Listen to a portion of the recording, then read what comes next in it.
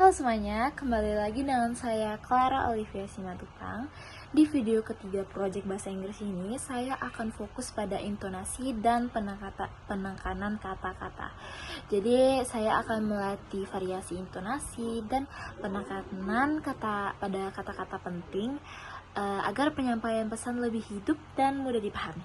Has your morning alarm blares, you mother to yourself? Why did I set it so early? While brushing your teeth, you think, I need a haircut. Unless, rushing out the front door, you reach for your keys and realize they're not there. Frustrated, you shout, I can't do anything right. Just in time to notice your neighbor. Being caught talking to yourself can feel embarrassing. And some people even stigmatize this behavior as a sign of mental instability. But decades of psychology research show that talking to yourself is completely normal. In fact, most if not all of us engage in some form of self-talk every single day. So, why do we talk to ourselves? And does what we say matter? Self-talk refers to the narration inside your head, sometimes called inner speech. It differs from mental imagery or recalling facts and figures. Specifically, psychologists define self-talk as verbalized thought directed toward yourself or some facet of your life. This includes personal conversation like, I need to work on my free throw. But it also includes reflection you have throughout the day, like, the gym is crowded tonight, I'll come back tomorrow. And while most self-talk in adults tend to become silent, speaking to yourself out loud also falls into this category. In fact, psychologists believe our first experience with self-talk are mostly vocal, as children often speak to themselves out loud as they play.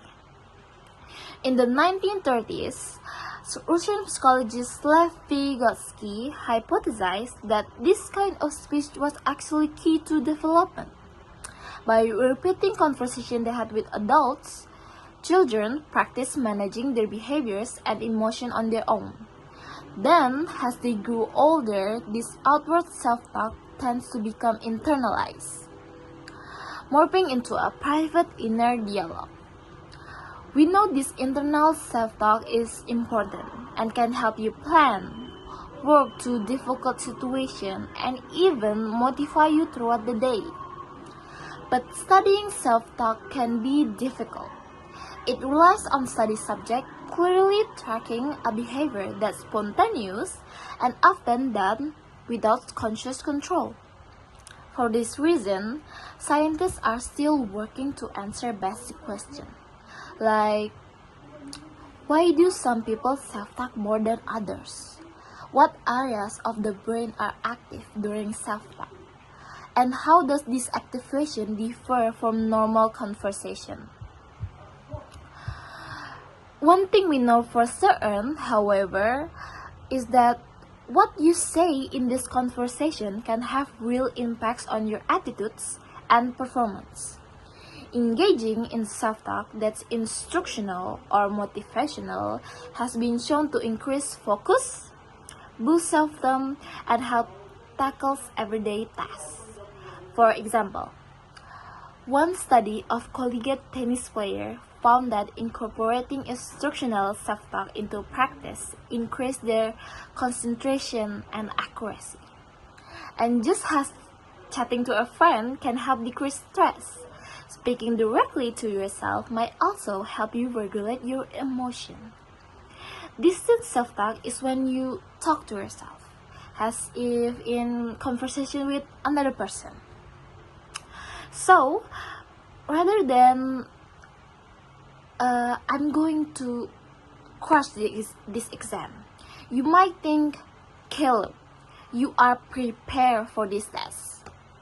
One study found that this kind of self-talk was especially beneficial for reducing stress and when engaging in anxiety-inducing tasks, such as meeting new people or public speaking.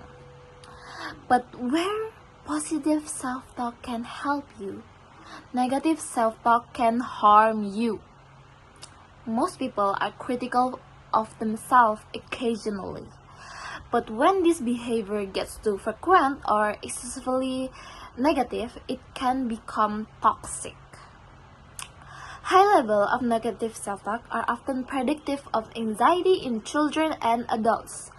And those who constantly blame themselves for their problem and ruminate on their problems typically experience more intense feeling of depression.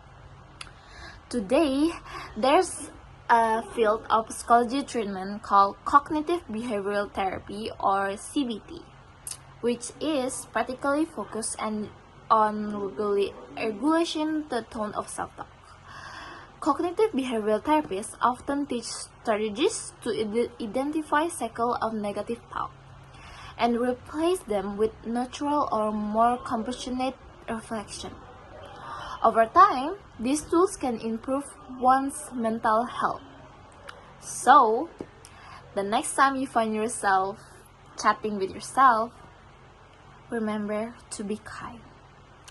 That inner voice is a partner you'll be talking to for many years to come.